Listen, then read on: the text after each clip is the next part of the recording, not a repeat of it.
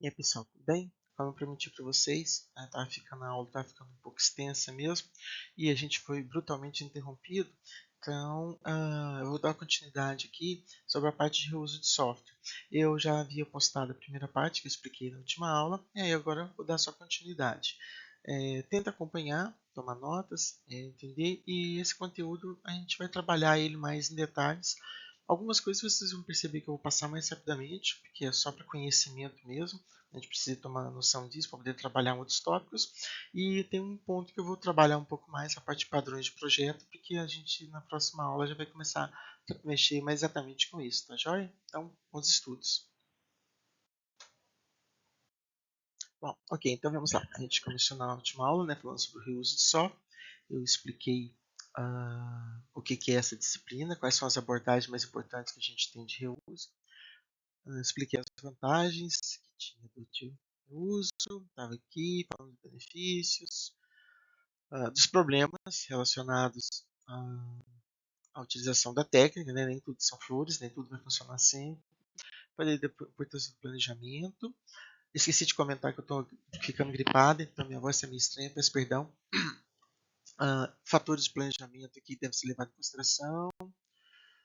Questões sobre o ciclo de vida, treinamento da equipe, plataforma e tal. E eu parei a aula aqui. Né? Eu ia começar a falar sobre as principais abordagens de reuso. Então, o que eu tinha falado era que nós temos diversos recursos aqui.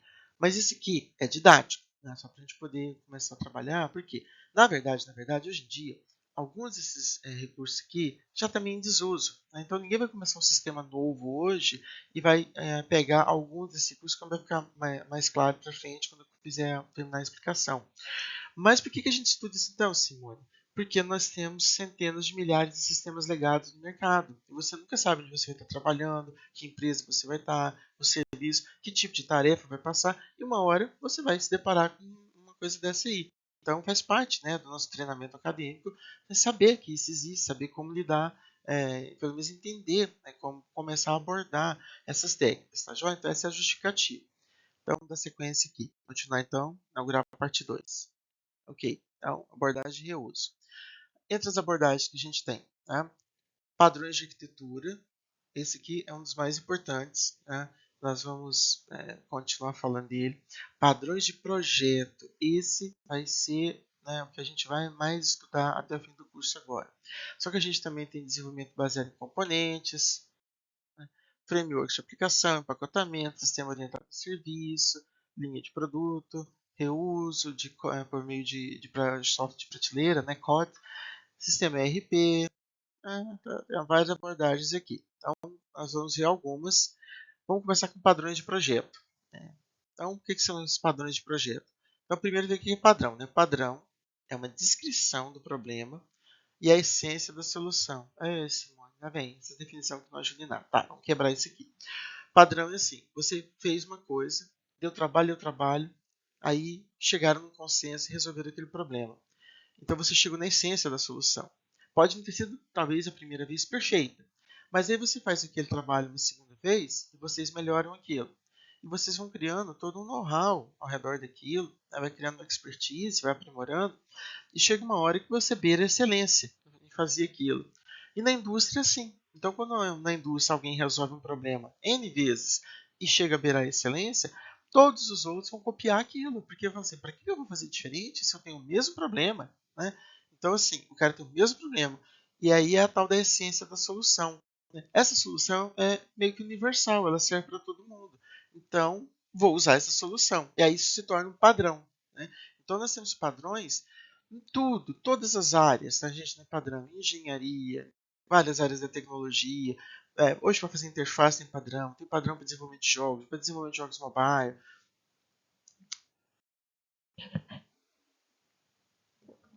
E aí, o padrão não pode só fazer isso e esquecer, né, largar para lá. Ao longo do tempo, foram desenvolvendo técnicas de documentação para documentar isso de forma que a própria empresa e outros pudessem beneficiar dessas soluções recorrentes aí. Então, o padrão, a ideia dele é o seguinte: ele tem que ser suficientemente abstrato. O que é isso? Ele tem que ser genérico o suficiente, não pode ser muito especializado, porque aí ele pode ser usado, né, numa gama maior de soluções ali. Então, Então ele não pode ser extremamente especializado, senão ele está resolvendo um problema único, que só alguém tem, que só uma empresa tem. Então essa é uma parte mandatória de quando você escreve um padrão. Ele tem que ser suficiente abstrato para ser reusado em outro contexto quando as pessoas precisarem. É essa a explicação aí. Então, o que um padrão tem para cumprir isso aí? O padrão vai ter o quê? Um nome, que é um identificador para saber que padrão é esse. A descrição do problema que ele resolve. Né? Então, faz sentido. Ó. Então, você tem que ter uma descrição do problema que ele resolve. E a descrição da solução. E é um template de solução que ele vai ser instanciado de maneiras diferentes, mas sempre lembrando aquilo. Ele tem que ser genérico o suficiente para ser flexível, poder ser instanciado e resolver problemas ligeiramente diferentes. Tá? Então, tem essa descrição aqui detalhada. Isso aqui geralmente vai ser acompanhado de diagramas, esquemas, né, de vários exemplos. E aí tem as consequências, que é o resultado e o compromisso da aplicação desse padrão. Resultado é meio óbvio, né? O que acontece se você aplicar esse padrão? Você tem isso, né? Você obtém X aqui resultado. Mas e o compromisso? O que é esse compromisso? O compromisso que você assume é que você sabe, a partir de agora, que você tem responsabilidades, implicações por ter usado aquilo. Porque às vezes você usou aquela solução, mas aquela solução é como se fosse um efeito dominó.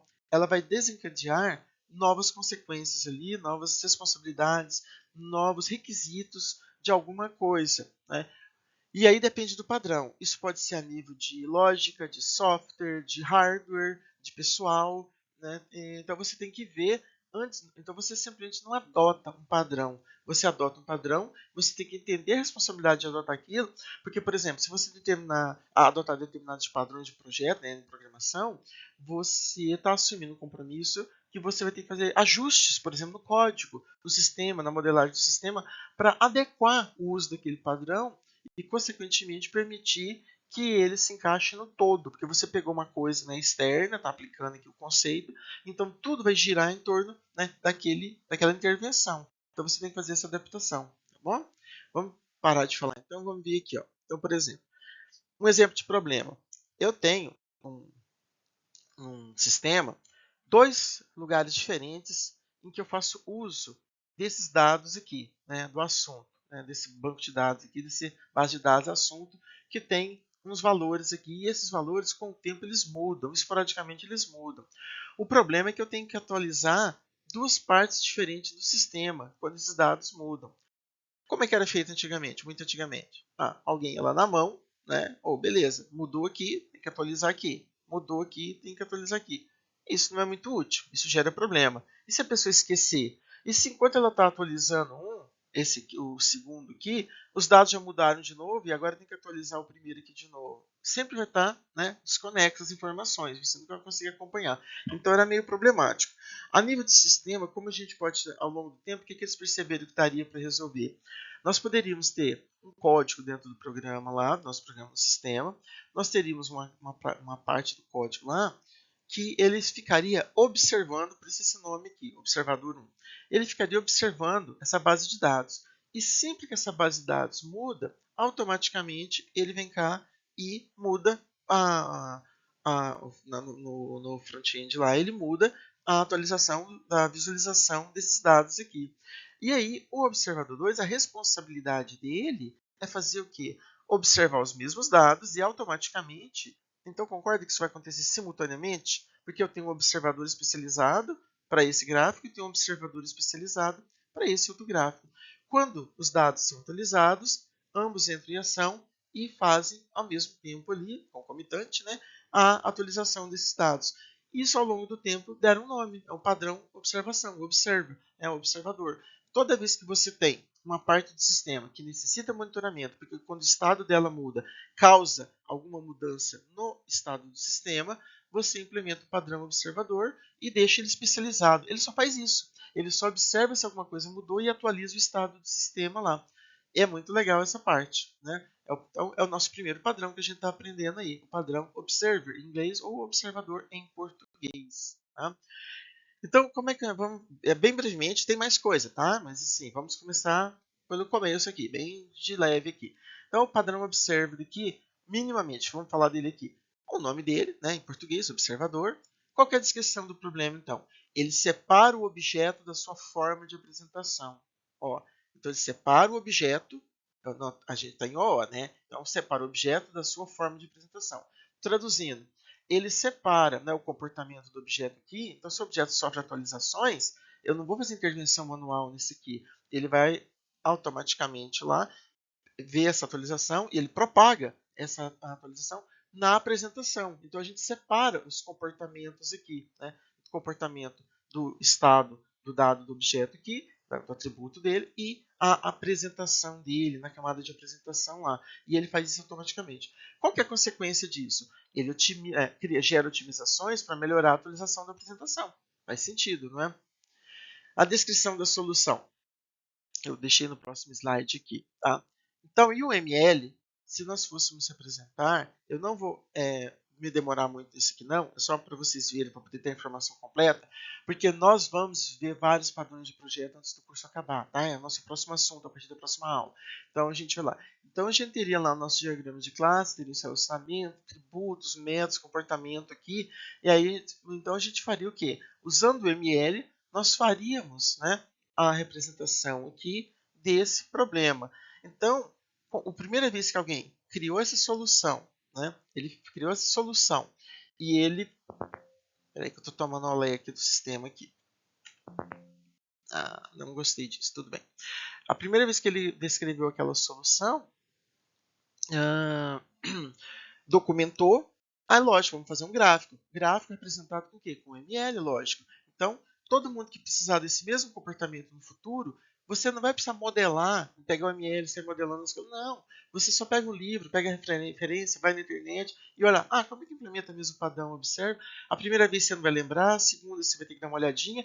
Daqui a pouco você faz isso aqui de cabeça, de cor. Você não precisa mais nem lembrar, porque já fez tantas vezes que você já aprendeu, já sabe como é que é. Mas é uma solução testada que funciona, né, para resolver um determinado problema. Espero que tenha melhorado e tenha ficado claro. De novo, não preocupe com todos os detalhes aqui, né, do que está acontecendo. A gente vai estudar isso aqui em maior... Meus queridos, desculpa o corte abrupto aí. Estava um slide fora de ordem aqui, eu tive que consertar, tá joia?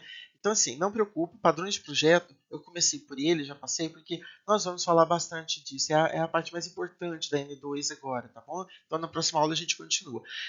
Tinha um slide fora de ordem, eu consertei, então vamos começar a voltar aqui no framework de aplicação aqui. Tá? Então, o que é um framework? Framework são aplicações incompletas. O que é isso? O programador, ele vai lá e ele tem um domínio, uma área, né, isso é mandatório, uma área, por exemplo, vou fazer, talvez, deixa eu ver o que... sistemas para celular mesmo.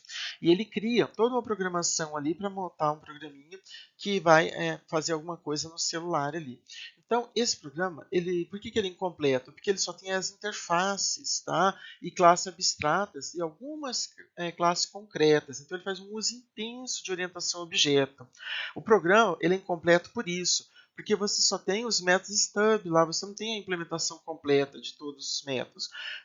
Então, você vai fazer essa instanciação dos métodos lá, vai criar tudo que precisa, a partir do conjunto de classe e interface que forma essa interface genérica. Então, a especialização o programador tem que fazer.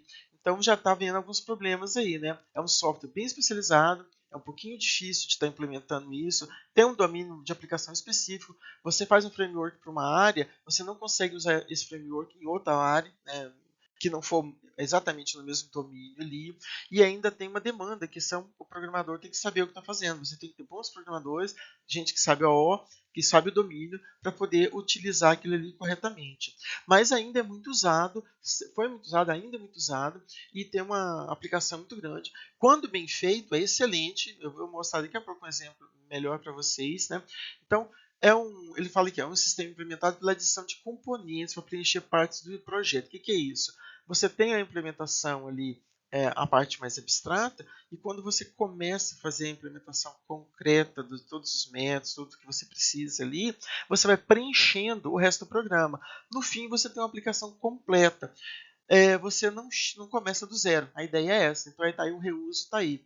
Esse nome framework a gente usa muito em português, né, mesmo que seja uma palavra inglesa, porque a contrapartida, a tradução é arcabouço. Não, arcabouço é framework, arcabouço, é arcabouço. Então, é um negócio assim meio difícil de estar utilizando aí. Então, a gente acaba usando framework mesmo, tá bom? Vamos ver aqui então. Então, só para dar um exemplo aqui. Então, por exemplo, aquilo que eu falei, faz uso intenso de OO lá, principalmente de herança. Quando a gente define uma classe abstrata lá, animal, né, vamos lembrando aí, né, quem não está muito em dia aí com programação, vai ter que dar uma olhada nisso, se lembrar, já aviso antes, já faz uma revisão, dá uma revisão em OO lá, né, herança, encapsulamento, polimorfismo, porque vai precisar nas próximas aulas, tá bom? Então a gente faz uma declaração em Java aqui, de uma classe abstrata animal.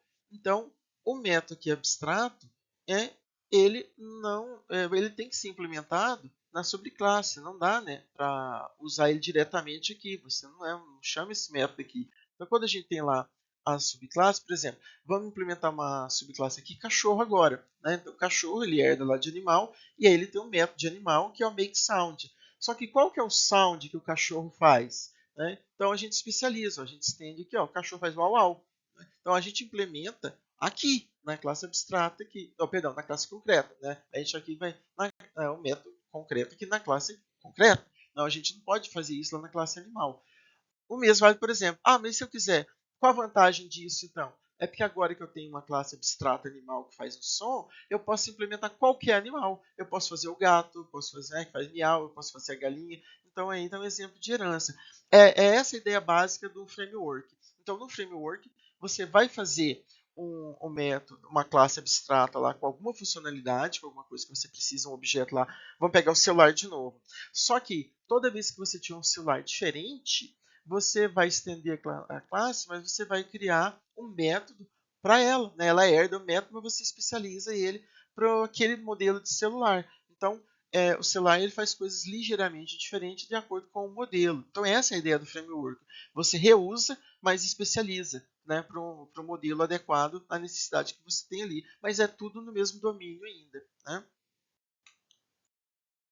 Os tipos de framework que a gente tem assim, frameworks de infraestrutura, né? Frameworks de integração, frameworks de aplicação. Eu vou falar mais aqui, perdão, a gripe está me pegando isso. Eu vou falar aqui para vocês, então, framework de aplicação, que apesar de todos os outros ainda serem usados, mas o framework de aplicação está no meio da gente, veio para ficar. A gente algumas vezes nem para pensar. Né? Deixa eu ver se eu coloquei um exemplo aqui. Né? Tem extensão, framework, tá? Uhum. Não, eu não, acabei que eu cabecei, eu não coloquei um exemplo aqui. Eu coloquei um framework de aplicação aqui. O MVC, por exemplo, o exemplo que eu coloquei, está modelado aqui simplesinho em ML. Lembra que eu falei para vocês que tudo que eu falei de arquitetura vai continuar acompanhando a gente ainda, porque tem a ver, não é possível separar? Então está aqui um exemplo. Eu falei lá do modelo, né, da MVC, Model View Controller, e aqui está a modelagem dele, né, com o ML aqui, e ele é um tipo de framework. Né? Por quê? Ele é tem um tipo de arquitetura, mas ela é representada na forma de um framework web em que a gente separa os comportamentos, as responsabilidades ali de cada parte do sistema e a gente vai implementar só nela. Então a gente já tem os frameworks especializados que fazem cada parte dessa. Por exemplo, a gente tem o Ruby on Rails, né? Você consegue fazer uma aplicação em segundos. O CRUD, por exemplo, um comando e fica pronto o CRUD ali no Ruby on Rails. Mas a gente tem outros, por exemplo, para front-end lá, tem para full stack, tem só para o back-end. Por exemplo, se eu não estiver falando besteira aqui, a gente tem React, tem Angular, ou, se eu não me engano, eu não sei pronunciar, hein, gente, aquele Lavarel, eu não sei pronunciar, porque eu trabalhei com aquilo. Que acho que, se não me engano, full stack, ele permite instanciar a aplicação inteira. Tem para mobile, né, para fazer aplicação mobile, e assim vai. Tá? Então é só dar uma busca aí, dar uma procuradinha, quem ficar curioso, dá uma olhadinha lá, você vai ver. Então, esse aqui, nossa, eu nem sabia, né? Então, o framework de aplicação está no meio da gente aqui mesmo, tá? Então, a explicaçãozinha do MVC aqui, as aplicações web, até coloquei aqui. Então, no passado, acho que eu comentei em sala, né? Antigamente, as requisições, quando eu dei aula de arquitetura, eu falei, era bem precário. Você fazia uma requisição, aí tinha que atualizar no servidor, aí voltava, esperava a resposta, atualizava a página inteira no lado do cliente. Aí era bem demorado, tinha o risco de quebrar o browser, quebrava alguma coisa de configuração, tinha que começar. Hoje não, hoje a gente faz carregamento de página, você só carrega, atualiza aquela parte específica da apresentação, onde mudou. O resto da página continua ali, então ganha velocidade, ganha economia de acesso, etc.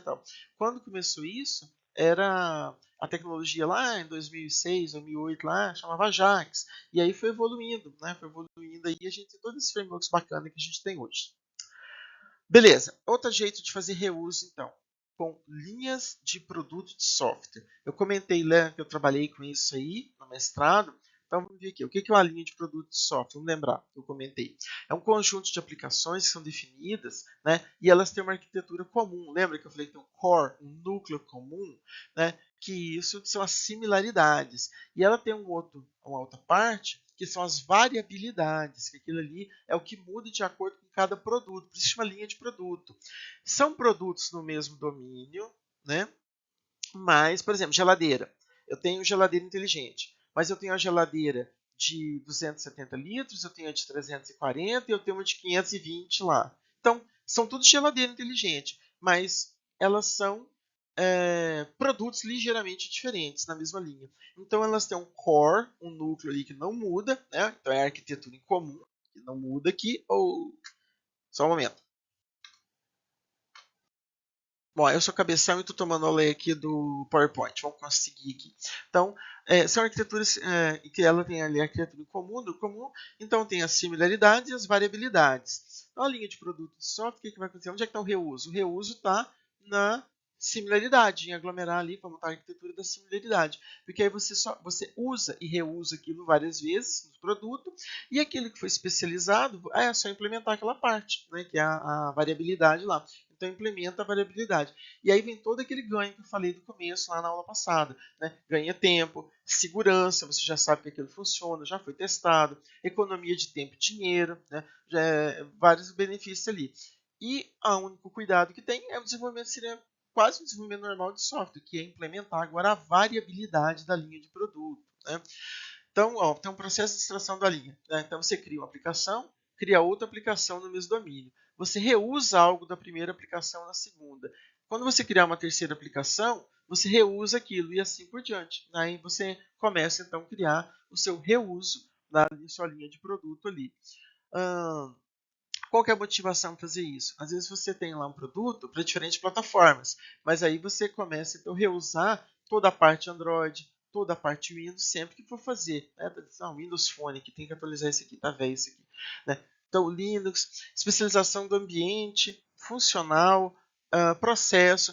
Então, assim, aquele core que eu expliquei, nem sempre vai ser tudo ao mesmo tempo agora. Né? Esse core, o núcleo comum, as coisas que são similaridades, você tem que sair procurando onde está essa similaridade. Então, às vezes, a similaridade pode ser de plataforma, pode ser de ambiente, pode ser de função, ou pode ser de um tipo de processo, regra de negócio lá também. Então, você tem que sair procurando isso. Quanto mais reuso você conseguir, melhor, porque não vai ter que fazer aquilo de novo. Então, aquela similaridade está prontinha ali, é só você reusar na próxima aplicação. E aí vai implementar só a variabilidade. Mas nem sempre tudo são flores, né? Nem sempre tudo são flores. Então, nem sempre vai dar para reusar tudo ao mesmo tempo agora. Bom, por isso que tem essa explicação aqui. O processo de desenvolvimento, eu já expliquei aqui, né, como faz, observação, juntar as similaridades, separar o que é variabilidade. Então aqui, componentes de uma linha. Então, minimamente aqui, o que a gente tem? O elemento mandatório é aquelas que são encontradas em todos os membros do produto, da linha de produto. Esse vai formar o quê? As similaridades. Os elementos variáveis. Então, eles são opcionais. Um produto pode ter ou não aquilo. E tem os alternativos. Um produto deve conter uma das alternativas. Né? Acho que tem um exemplozinho aqui, uns fotos bem antiguinho aqui, mas dá para a gente ver. Então, um exemplo de linha de produto para celular. Isso aqui nem existe mais, é peça de museu agora. Mas você tem lá, por exemplo, a agenda, telefone, né? Então, tem agenda e todos têm que ter agenda. Então, a agenda do telefone, ela é o quê? Um núcleo comum ali. Ou seja, é uma... né? Até eu confundi agora, ó. Similaridade, né? Similaridade. Agora vamos pegar aqui, ó, característica mandatória. Tem que ter, né? Tem que ter isso aqui. Então, o que tem que ter lá na agenda? Você pode ter que ver a agenda, você tem que adicionar alguma coisa ali, um endereço, tem que deletar o endereço, editar o endereço, o seu contato ali. Agora, o que seria opcional? Né? Opcional, você vai pendurar mais coisa. Por exemplo, né? Você organizar isso em ordem alfabética, por exemplo, marcar favorito, marcar um tom de ligação para pessoas específicas, diferentes pessoas têm diferentes tons de ligação, isso aí já seria um opcional, né, um elemento opcional. Então, todos esses dois o último cairia nas variabilidades ali do sistema.